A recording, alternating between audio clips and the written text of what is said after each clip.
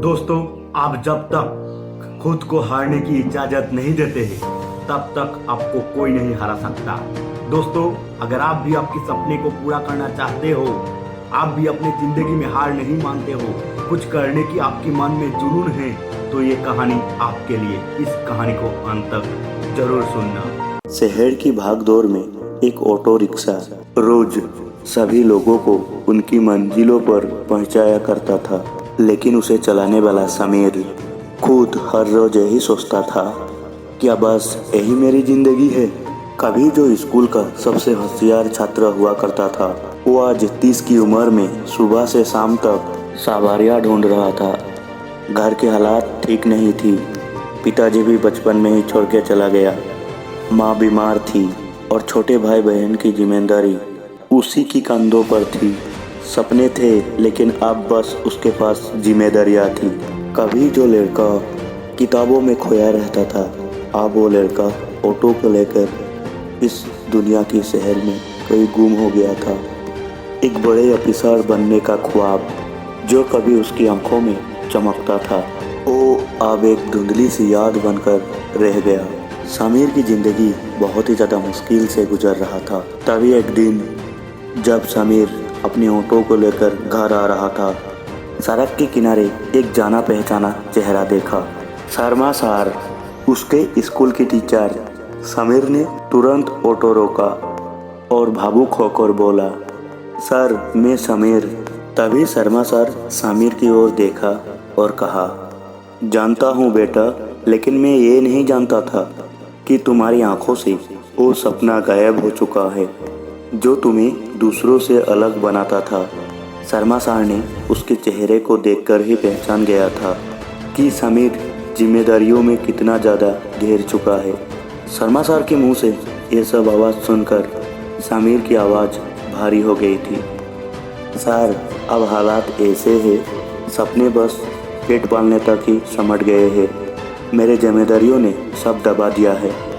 Sharma sir थोड़ी देर चुप रही, फिर धीमे आवाज़ से कहा, समीर, एक बात हमेशा ध्यान रखना, एक पटाखे को फूटने के लिए सबसे पहले उसको जलना पड़ता है, एक चिंगारी लगना पड़ता है, फिर आता है एक ऐसा धमाका जो सबको शांत कर देता है। तुम्हारे अंदर भी वही चिंगारी है, फर्क सिर्फ इतना है, तुमने अपने चिंगारी को दबा कर रखा है। अभी भी देर नहीं हुआ है, अभी भी समय है, तुम अभी भी शुरुआत कर सकते हो। हर दिन बस अपने लिए एक कदम आगे बढ़ाओ। हर रात जब दुनिया सो जाती है, तब तुम अपने ख्वाबों को जगाओ।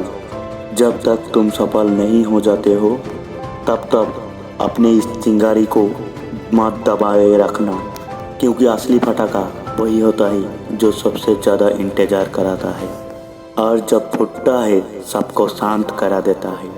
अपने सर की बातें सुनकर समीर की आंखें भर आई। पहले बार उसको किसी ने उसकी सपने के बारे में कुछ बताया। पहले बार उसकी थकान के पीछे छुपा हुआ उसकी जज्बे को छुआ जो अब भी जिंदा था। इतना कहकर शर्मा सर वहाँ से चला जाता है और विवेक अपना ऑटो लेकर सीधा अपना घर आता है। और उस रात बहुत दिनों बाद समीर ने अपनी किताबें निकाली। उसके शरीर में थकान तो थी, लेकिन उसके मन में चिंगारी लग चुका था, जिस चिंगारी को वो बहुत दिनों से दबा कर रखा था। उस रात वो बहुत पढ़ा और पढ़ते पढ़ते ही सो गया। और जब वो सुबह नींद से उठी तो सबसे पहले अपनी जिम्मेदारियों के साथ जुड़ गया। लेकिन अब वो सिर्फ जी नहीं रहा था, वो अपनी जिम्मेदारी के साथ अपने सपने के लिए भी काम कर रहा था, जिसके कारण उसको अब मन ही मन एक ऐसा आभास होता था जिसके लिए और वो दुगुना मेहनत करता था। वो खुद को फिर से बना रहा था, शुरू से बना रहा था। आखिरकार 2 साल बाद एक सुबह जब शर्मा सर अपना न्यूज़पेपर उठाया और पढ़ने लगा, तभी शर्मा सर की आंखें न्यूज़पेपर की हेडलाइन पर गया। हेडलाइन पढ़कर शर्मा सर की आंखें भर आई। उसने देखा, एक ऑटो वाला बना IAS अफसर। शर्मा सर को ये बात जानने में देर नहीं लगा कि ये लड़का कौन है। और शर्मा सर की आंखें भर आई। दोस्तों, इस कहानी से हमें यही पता लगता है, जब तक हम आगे बढ़ने के लिए कोशिश नहीं करेंगे तब तक हम लोग उसी जगह में हमेशा रुक जाएंगे। इसलिए दोस्तों, मेहनत करो और ज़िंदगी में आगे बढ़ो।